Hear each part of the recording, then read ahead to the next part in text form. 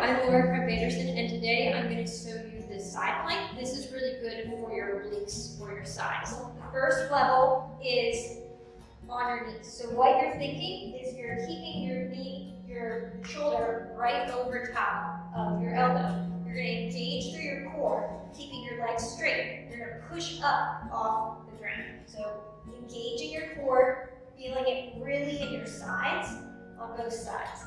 To challenge your balance, you can look up at the ceiling, or if you feel it in your neck, look down at the ground. But what I don't want is impingement in the shoulder. The second level is pushing up into the side plank. Think about really shooting your hip up towards the ceiling, keeping your core strong. And then the third level is lifting that leg up off the ground. You're going to really feel that in your glutes. And then safely come back down. Ideally, you're going to hold this exercise for in between 90 seconds and 2 minutes, but start where you can do it in perfect form. So if that means 30 seconds at this level, this is a great exercise for your sides. Then moving up to the other side.